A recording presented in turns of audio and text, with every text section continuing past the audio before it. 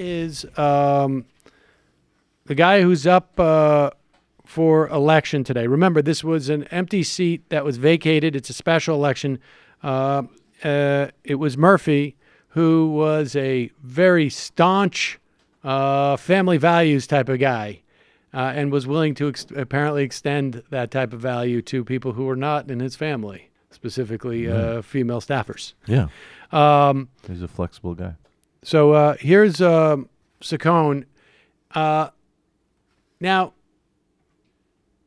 generally, when people think of the word underdog, you presume that means someone who has no chance of winning at the beginning of a race or a competition and then goes on to win. Here, that word gets a little bit of a massage. Well, I've always been the underdog in every race I've ever ran. This is my 5th election. So I relish being the underdog. That's good. Yes, he's not the underdog. He entered the race as of course he's going to win. And now it looks like he might lose. It's 50-50. But that's not what makes you an underdog.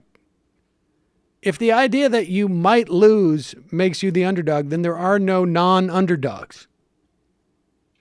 So, is he the guy from yesterday with the little arm flap? Yes. Oh, he's okay. Saccone. Wow.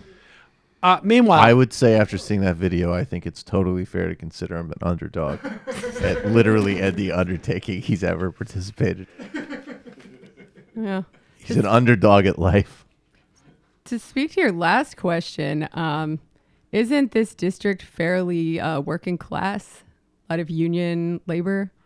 I don't know how much union labor is there anymore, but I think it is a fairly working class district. Because, I mean, where is the Republican Party going to go? It's going to go where it's always been for the most part. Like, most of the people who voted for Trump were not poor.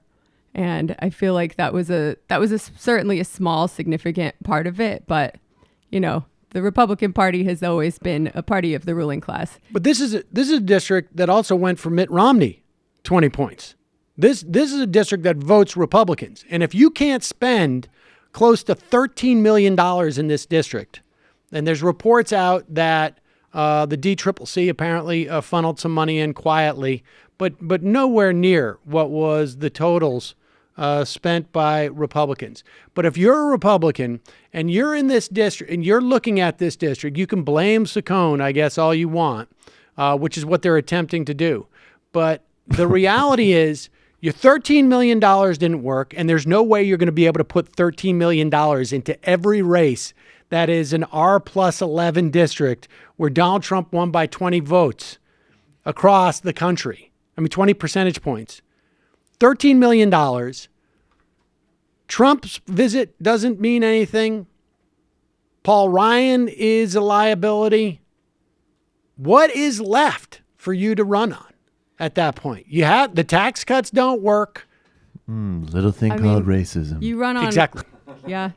Yeah, you definitely run on that. Exactly. And also just people's general hatred of liberals and the sort of caricature liberal elites. He certainly tried to do that. We saw that clip yesterday of Saccone saying we're grabbing our guns and our God. Wouldn't it be cool if Saccone with his little arms was like, and Chuck Todd, Sleepy Eyes, son of a bitch. All of these like horrible mediocrities start trying to copy Trump's like weird charisma. And even, and again, we don't know what's going to happen today, but we will find out probably within about 12 hours of our talking now, less. Even bringing in Donald Trump Jr. to eat ice cream may not have worked. Should Stormy Daniels be able to speak, sir? Mr. Trump, should Stormy Daniels be able to speak? Thanks, guys. That's not what we're talking about.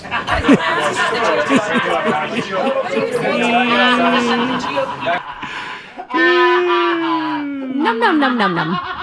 Exactly. Do we know, is the problem for the GOP, is it depressed turnout or a turnout on the other end? We're going to find out. I think it's going to be both. I think it's going to be both. I mean, there's no way this race should be this close. And I think it's going to be both. But we will find out shortly. There's a report from the New York Times that says, "My union or my president, dueling loyalties mark Pennsylvania race." There you go. Conor Lamb has certainly gotten endorsed by the unions in that area, and so that's going to help in terms of turnout.